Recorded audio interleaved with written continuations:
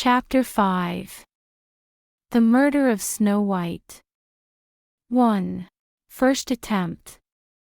But the queen, believing that she had eaten Snow White's lung and liver, could not but think that she was again the first and most beautiful of all. And she went to her looking-glass and said, "Looking-glass, looking-glass, on the wall, who in this land is the fairest of all?" And the glass answered, "Oh, Queen, thou art fairest of all I see, but over the hills, where the 7 dwarfs dwell, Snow White is still alive and well, and none is so fair as she." Then she was astounded, for she knew that the looking-glass never spoke falsely. And she knew that the huntsman had betrayed her, and that little Snow White was still alive. And so she thought and thought again how she might kill her. For so long as she was not the fairest in the whole land, envy let her have no rest. And when she had at last thought of something to do, she painted her face, and dressed herself like an old peddler woman, and no one could have known her. In this disguise she went over the 7 mountains to the 7 dwarfs, and knocked at the door and cried, "Pretty things to sell, very cheap, very cheap." Little Snow White looked out of the window and called out, "Good day, my good woman, what have you to sell?" "Good things, pretty things," she answered, "stay laces of all colors." And she pulled out one which was woven of bright-colored silk. "This lace is very cheap. It only costs E5, which is a bargain, because on the internet you won't find it below $10. Just check eBay." "I may let the worthy old woman in," thought Snow White. And she unbolted the door and bought the pretty laces. "Child," said the old woman, "what a fright you look. Come, I will lace you properly for once." Snow White had no suspicion, but stood before her, and let herself be laced with the new laces. But the old woman laced so quickly and so tightly that Snow White lost her breath and fell down as if dead. "Now I am the most beautiful," said the queen to herself, and ran away. Not long afterwards, in the evening, the 7 dwarfs came home. But how shocked they were when they saw their dear little Snow White lying on the ground, and that she neither stirred nor moved, and seemed to be dead. They lifted her up, and, as they saw that she was laced too tightly, they cut the laces. Then she began to breathe a little, and after a while came to life again. When the dwarfs heard what had happened, they said, "The old peddler woman was no one else than the wicked queen. Take care and let no one come in when we are not with you." 2. Second attempt. But the wicked woman, when she had reached home, went in front of the glass and asked, "Looking-glass, looking-glass, on the wall, who in this land is the fairest of all?" And it answered as before, "Oh, Queen, thou art fairest of all I see, but over the hills, where the 7 dwarfs dwell, Snow White is still alive and well, and none is so fair as she." When she heard that, all her blood rushed to her heart with fear, for she saw plainly that little Snow White was again alive.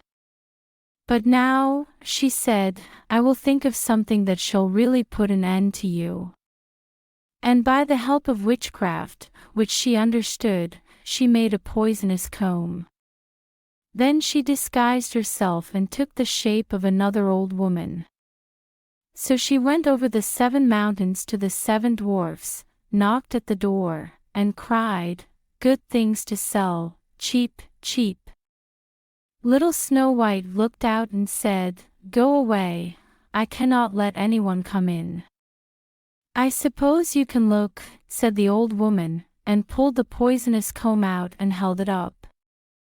It pleased the girl so well that she let herself be beguiled, and opened the door. When they had made a bargain, the old woman said, "Now I will comb you properly for once." Poor little Snow White had no suspicion, and let the old woman do as she pleased. But hardly had she put the comb in her hair than the poison in it took effect, and the girl fell down senseless. "You paragon of beauty," said the wicked woman, "you are done for now," and she went away. But fortunately it was almost evening, when the 7 dwarfs came home. When they saw Snow White lying as if dead upon the ground, they at once suspected the stepmother. And they looked and found the poisoned comb.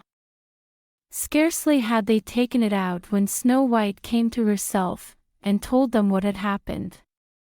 Then they warned her once more to be upon her guard and to open the door to no one. 3. Third attempt.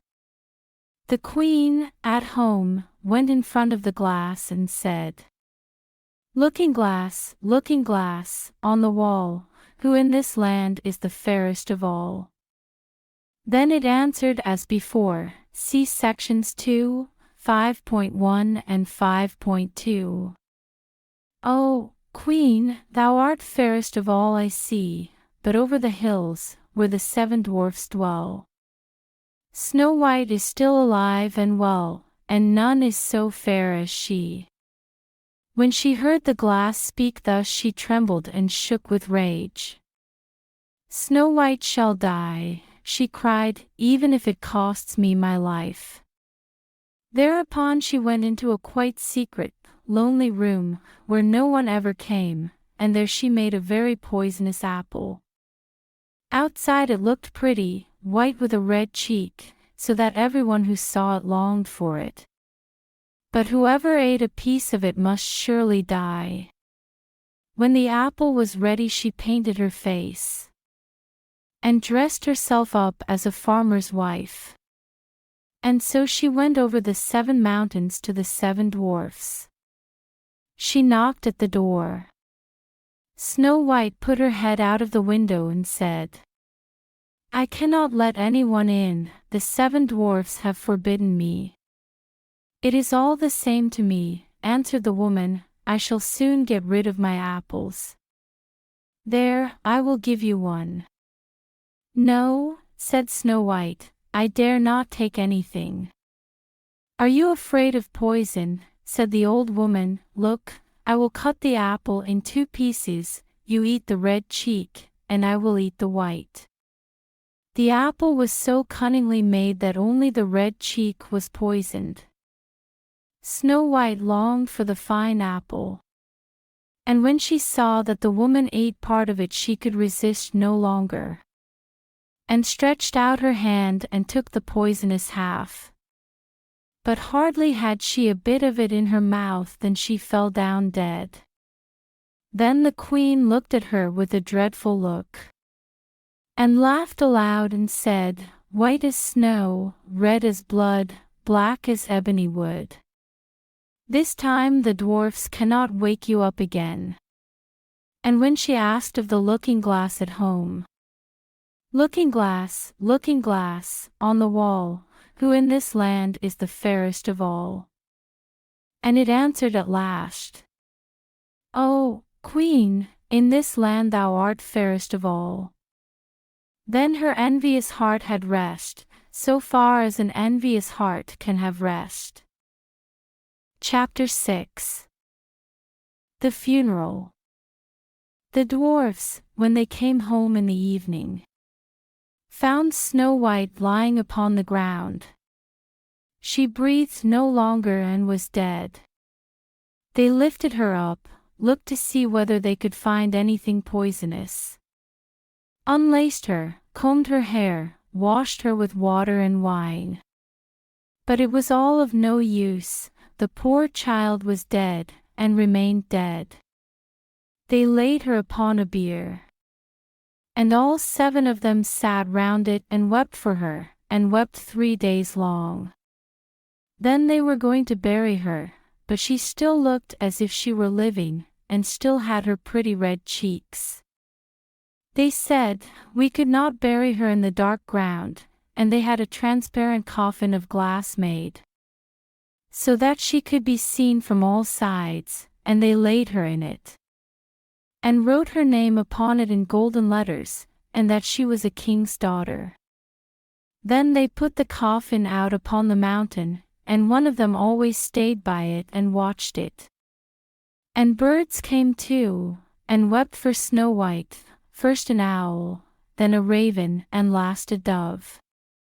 And now Snow White lay a long, long time in the coffin, and she did not change, but looked as if she were asleep, for she was as white as snow, as red as blood, and her hair was as black as ebony.